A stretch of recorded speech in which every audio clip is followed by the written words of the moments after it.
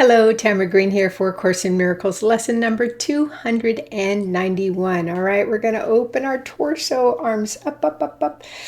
Somebody's pulling your arms up. And exhale.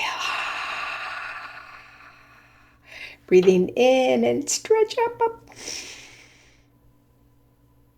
And exhale. One more time, breathe in, up, up, up. And then from here, lean to one side for 10, 9, 8, 7, 6, 5, 4, 3, 2, 1. And breathe in and up. And the other side. 10, 9, 8, 7, 6, 5, 4, 3, 2, 1. And up. Breathe in. And exhale.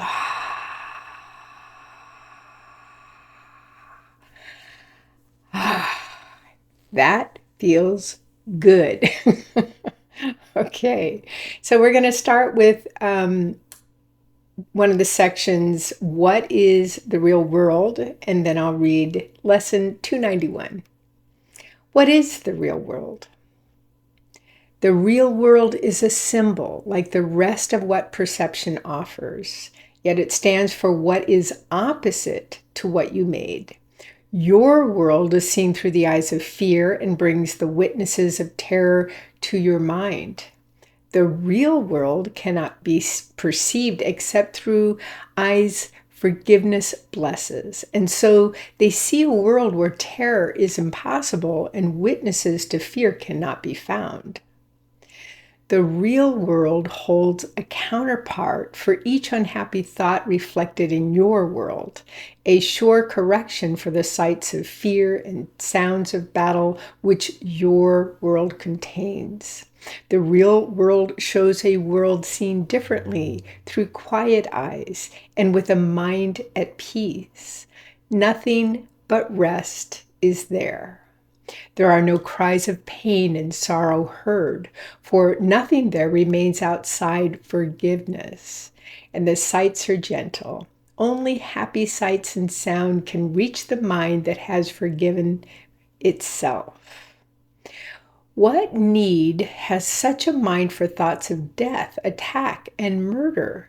What can it perceive surrounding it but safety, love, and joy? What is there it would choose to be condemned? And what is there that it would judge against? The world it sees arises from a mind at peace within itself. No danger lurks in anything it sees, for it is kind, and only kindness does it look upon. The real world is the symbol that the dream of sin and guilt is over, and Son's God no longer sleeps. His waking eyes perceive the sure reflection of his Father's love, the certain promise that he is redeemed. The real world signifies the end of time, for its perception makes time purposeless. The Holy Spirit has no need of time when it has served his purpose. Now he waits but that one instant more for God to take his final step. And time has disappeared, taking perception with it as it goes, and leaving but the truth to be itself. That instant is our goal, for it contains the memory of God, and as we look upon the world forgiven, it is he who calls to us and comes to take us home, reminding us of our identity, which our forgiveness has restored to us. So that is what is the real world. And now we go to 291. This day is a day of stillness and of peace. Christ's vision looks through me today. His sight shows me all things forgiven and at peace, and offers the same vision to the world. And I accept this vision in its name, both for myself and for the world as well. What loveliness we look upon today. What holiness we see surrounding us. And it is given us to recognize it is a holiness in which we share. It is the holiness of God Himself. This day my mind is quiet to receive the thoughts you offer me, and I accept what comes from you instead of from myself. I do not know the way to you, but you are wholly certain. Father, guide your Son along the quiet path that leads to you. Let my forgiveness be complete, and let the memory of you return to me. So 291 is this day is of stillness and of peace.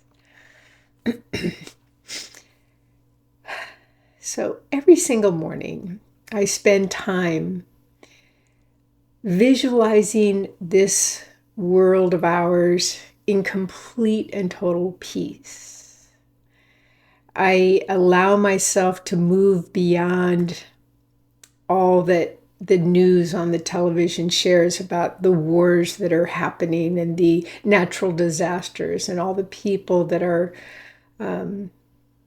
dying or tortured or whatever it may be. I move beyond that, and I literally visualize, I see that world filled with peace. And just like, I don't know if it talks about it in this Course of Miracles, but as you visualize, so it is. As you envision, so it is. Because God intersects time in this present moment.